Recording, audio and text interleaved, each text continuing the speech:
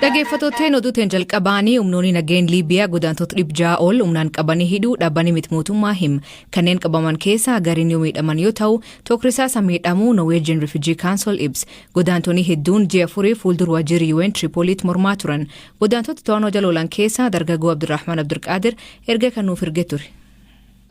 Kam nagaa fayyaa keessanii jirtu qabannee jirra warri bakkee irra bulaa turre ji'a afuraffaaf qaxxaalu jirru bakka sanarraa humnaan qabanii nurraa fuudhanii nama nurraa fixanii jiranii kanaaf du'aa nu godhaa rabbi nu kadhadhaa mana hidhaa Inzaaraa bakka mana hidhaa Inzaaraa jedhamu gallee jirra qabannee jirra kanaaf sagalee akka nu ta'u dhaabbata baqattoota yuunisaarrii keessa warroota dalagan dhaabbata Awurooppaarra warra jiranuuf Itoophiyaan akkasitti qabantee hidhamteerti namoota baay'eetti nurraa dhaame dubartoota keessa nama lama garuu iji kiyyaan argeera xiitiidhaan rukutamee jira ambulaansiin fuudhanii nu biraa deemanii sagalee akka nuuf dabarsitanuu kunoo dhaamsa kennaa ilmaan Oromoo Itoophiyaa biyya alaarra jirtanuuf keessa jirtan anoo kunoo sagalee ijoollee Liibiyaa kana dura dabarsaa ture an Abdurrahman Abdulqaadir jedhama godina Gujiirraa qabamee mana hidhaa galee jira lammii tiyyaaf dhaabbachaan ture har'a kunoo nu qabanii mana hidhaa nu galchanii jiranii sagalee akka nu taatan isin kaafadhaa buleeyyan tiyyaa.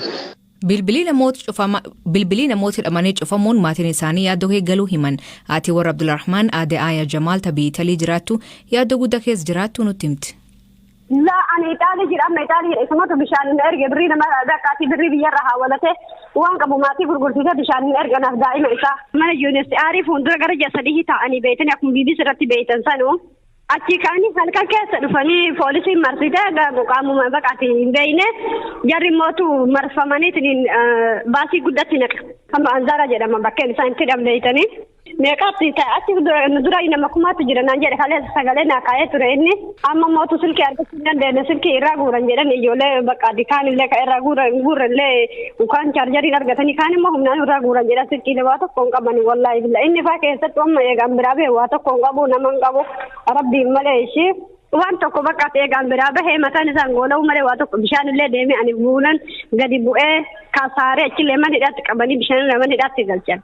Man hidhaa sanillee galchee isallee birrii bishaanii silaa deemka silaa irra deebi'uuni ittiin bahe birrii kafalee itti bahe qarshii 5,000 kafalee liigaa. Dur immoo inni durumarraa gurguramaa ture mucaan kun durumarraa bani waliin jedhu bakka karaa osoo gurguramu ka umriin isaa dhume dhufe bakka amma suuraa isaa wallahi dhugaa rabbiitti yoo taatan suuraa isaa ka durii fi kaama bakka amma ani malaaluma dadhabe birrii haganaa fidaa jedhanii bakka maatii waan qabu biyyarraa gurgurate amma maatillee isa gargaaruu hin danda'u bakka yoo du'e yoo jiraate amma bakka haati achuma ta'anii booyan malee waa tokko isa gargaaruu hin danda'ani. Amma mootu ani immoo maqaa sabii daa'ima argadhee fi as bahee ada gudura as erge bakka ani duulle daa'imni jechinaa haa baatu rabbi as na baase anarraa osoo hin turin inni dhufe.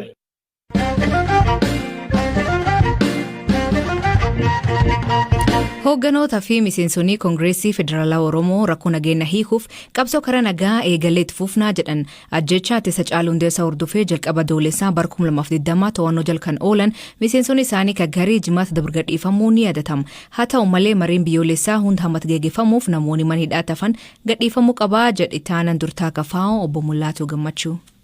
Amma warri gadhiifamanii nama 23 bichaadha. Baay'een isaanii mana hidhaa iddoo adda addaa jiru. Jaaldaawwan ibsaa mana keessatti hidhamanii jiru. Koloneel Gammachuu Ayyaanaa isaan kun mana hidhaa jiru.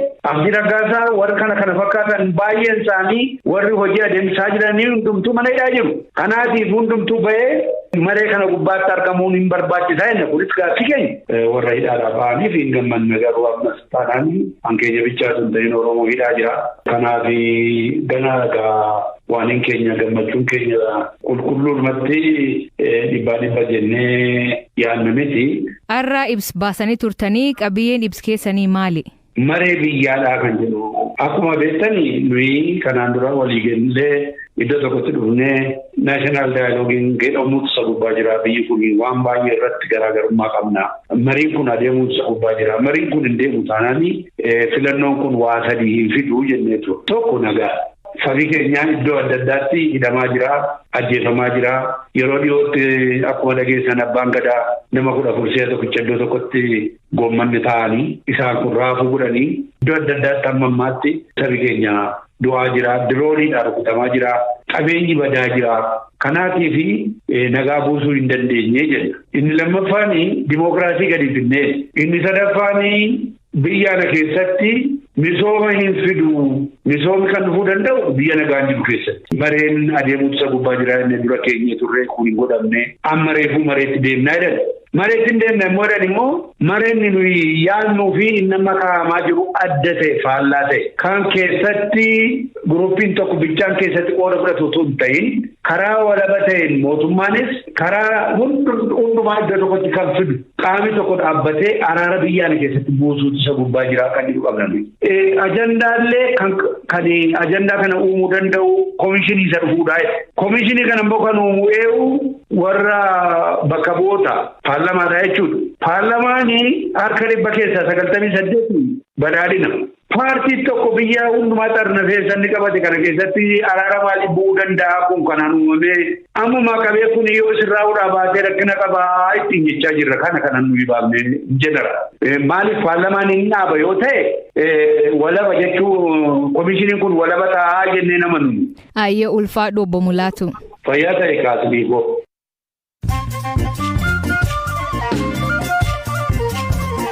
Dhaggeeffattoonni ammoota gaggabaaboo addunyaa isaanii dhiyeessaa jalqabaa naannoo Tigraayitti haleellaa diroonii namoonni 17 lubbuu dhabuu hojjettoonni dhaabbilee gargaarsaa himan.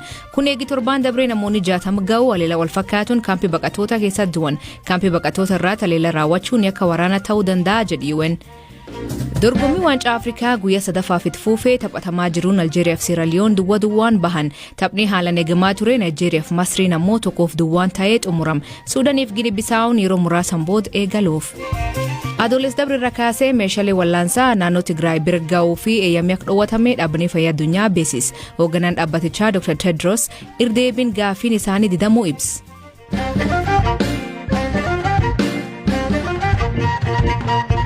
Rakkoo nageenyaa fi ongee waggaa tokko deemaa jiruun uummanni godina Gujii Bahaa aanaalee Gumeel Dalloof Liiban dhiphiin hamaa keessa jiraachuu himatan.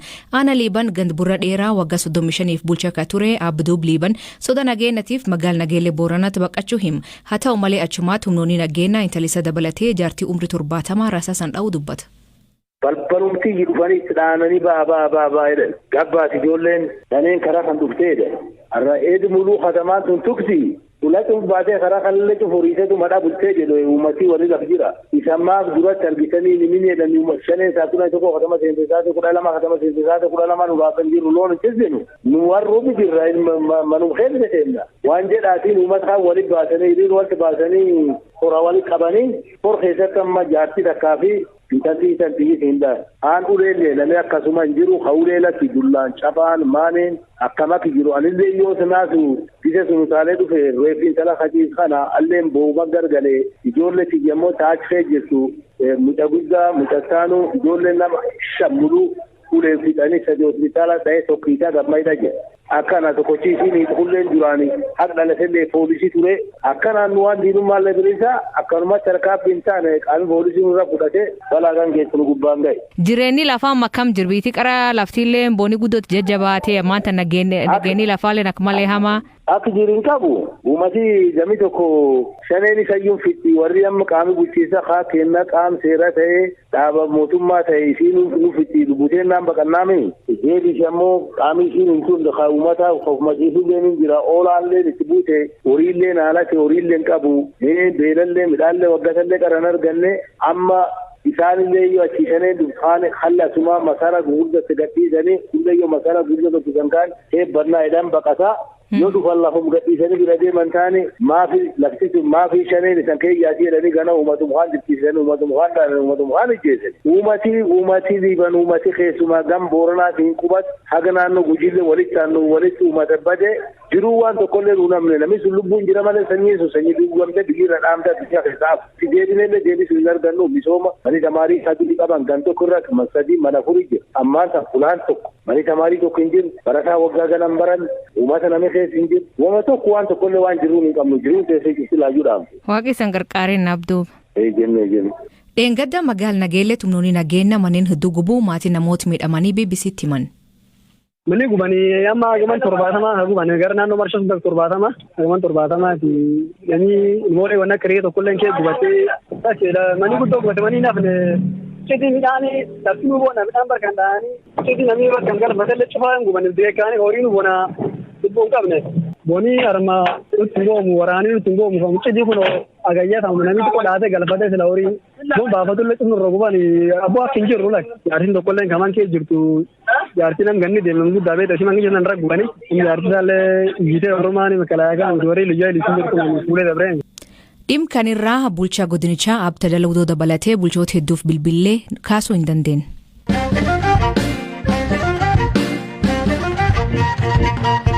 Namoota dhiyeen kanaa himatni isaanii addaan cituun mandhaatti gadhiifaman keessa tokko qindeessa kutaa oduu OMN kan ture gaazexeessaa Mallas Diribsaa gadhiifamuu isaanii isaatiin eegnetti dhaga'uu him Elias Mulugeeta dubbis. Yeroowwan garaagaraatti hin baattu odeeffannoon jedhu oduu akkuma oduutti yeroowwan garaagaraatti dhufee ni odeeffama garuu qabatamaatti wanti ta'e hin jiru yeroo waggaa tokkoo fi ji'a guute sana keessatti yeroo hundumaa akkaataa manadhaa Qaallittii keessatti galamaaf galgala koofsin jira naannawaa sa'aatii 11tti irbaata nyaannee sa'aatii 12 ta'uudhaaf fi daqiiqaa 15 wayii hafuutti lakkoofsi xumuramee manatti ol gallaa kana booda duubaan nutti cufama balballi gaafa gadhiifamnus kan ta'e sanuma irbaata nyaannee naannawaa daqiiqaa 30 akkanaatti balballi deebisee banamee balbala deebisamee banamee booddee poolisoonni dhufanii ol seenanii maqaa keenya waamanii meeshaa keessa qopheeffadhaan baatu nuun jedhani akka tasaa gaammiira yeroo waggaa tokkoof ji'a jedhamnee ammuma kana meeshaa keessa qopheeffadhaa hin baatu gaafa jedhamu akka nama tokkotti hin gammadda gammachuus itti dhaga'ama mana hidhaa sana keessaa bahuudhaaf akkuma tasaa murtii akka kanaa gaafa argitu. Gama kaaniin ammoo dhiifamaanis akka baatan yookaan immoo himanni keessan fa'aa adda cituunsaa ni himama. Kanarratti hubannoon kee maalidha? Kanarratti wanti dhiifamaa wanti natti himame tokko hin jiraatu. Akkuma namas hin jedhe kana eega gallee dacufamee poolisoonni dhufanii meeshaa keessan qopheeffadhaa bahuudhaaf qopheeffadhaa nuun jedhanii. Okay jennee meeshaa keenya fudhannee gara mana keenyatti akka deemnu ta'ee kanarratti qaamni dhufee kanas nuun jedhe wanti tokko hin jiru waan ta'eef kanneen akka kootti akka nama tokkotti wanti quba qabu hin jiru. Karoorri kee gara fuulduraatti maalidha gama miidiyaanis ta'u gama biraatiin? Ani egaa umriin koo guutuu akka nama hojiirra turetti hojiirra miidiyaa irraa kan hin ture. Hojiirra miidiyaa hojjechuu qofa yoo ta'in yuunivarsiitii kan inni baradhe waa'eedhuma miidiyaa fi gaazexeessummaa kanarra. Gaazexeessummaa jechuun miidiyaa irra hojjechuu jechuun anaa fi jireenya kooti. Ogummaadhaan haqa odeeffannoo sirrii odeeffannoo wayitaawaa ta'ee uummata odeensii biraan ga'uun wantoota itti gammadu inni guddaanis. Gara fuula duraattis hirmaannaan koo sadarkaan sanatti itti fayyadee tanan yaada miidiyaa ogummaadhuma gaazexeessummaa jaaladhu irratti itti fufuudhaaf kan inni karoora qabu. OMN irrattis himatni banamee ture miti innillee tarii dhimma keessan wajjin wal qabatee addaan citeera taanaan dhaabbaticha waliin faa wanti haasoftan ni jira deebi'ee haalli biyya keessatti itti eegalu jiraachuu malaa OMN. Kanarratti amma akkasii siin jechuullee waan hin danda'u natti hin fakkaatu. Galatoom ilfaadhu Mallasa. Baay'ee galatoom. Dhaggeeffattoonni sagantaan irraa ganuma nu waliin